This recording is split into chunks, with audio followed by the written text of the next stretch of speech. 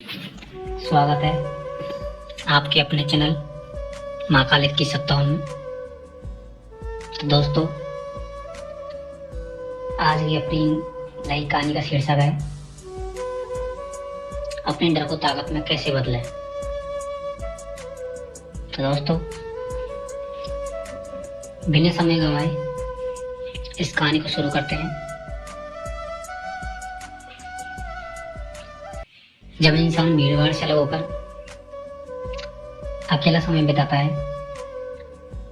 तभी उसके दिमाग में अनेक प्रकार की चिंता आने लगती हैं।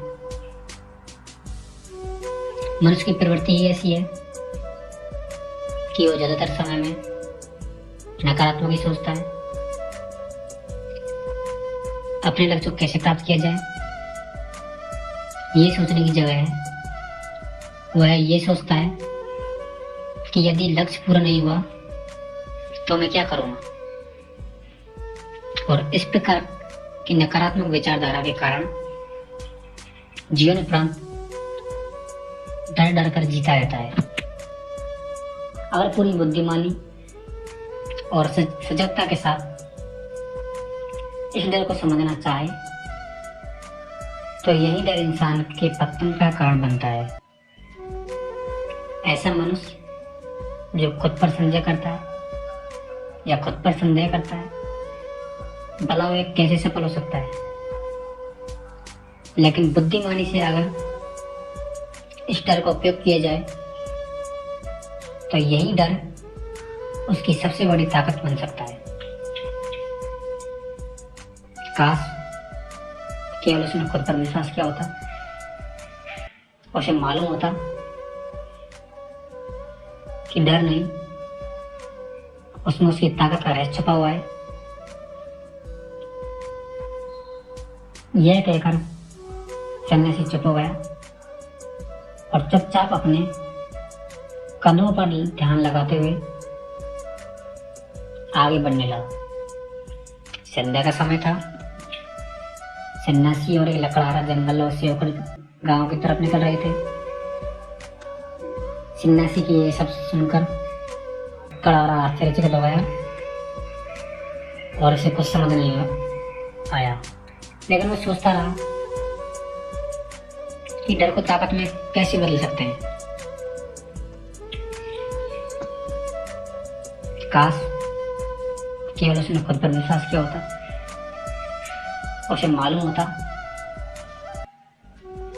कि डर नहीं, उसमें उसकी ताकत का रहस्य छुपा हुआ है। यह कहकर सन्यासी चुप हो गया और चुपचाप अपने कदमों पर ध्यान लगाते हुए आगे बढ़ने लगा। लेकिन वो सोचता रहा कि डर को ताकत में कैसे बदल सकते हैं। डर तो आदमी को कमजोर बनाता है। अपनी मन की उत्सुकता को जब वह काबू नहीं कर सका तो उसने सन्यासी से पूछा कि महात्मा, आप ये क्या कह रहे हैं कि डर में ताकत कैसे होती है। डर तो आदमी को कमजोर बनाता है, उसे तो अपना डर दूर करना चाहिए। वह पूरी बात बता पाता उससे पहले उसे एक शेर की दहाड़ सुनाई दी। शेर की गर्जन सुनकर लकड़हारे का रोम रोम कांप गया। उससे कान खड़े हुए। जंगल से आती एक एक आहट उसे साफ सुनाई दे रही थी। उसके कदम वहीं पर जम गए और कुछ बोल ही नहीं पा रहा था। उसे पता था कि थोड़ी सी हरकत उसकी जान जोखिम में डाल सकती है। उसका दिल तो तेजी के साथ धड़क रहा था, लेकिन फिर भी वह अपनी सांसों पर काबू पाने का प्रयास कर रहा था। कुछ देर बाद जब खतरा टल गया, जब सन्यासी ने कहना शुरू किया, सन्यासी ने कहा, अभी जब तुम डरे हुए थे तो तुम्हारे शरीर का रोम रोम जाग गया था। जंगल से आ रही छोटी छोटी आहट पर भी तुम्हारा ध्यान लगा हुआ था।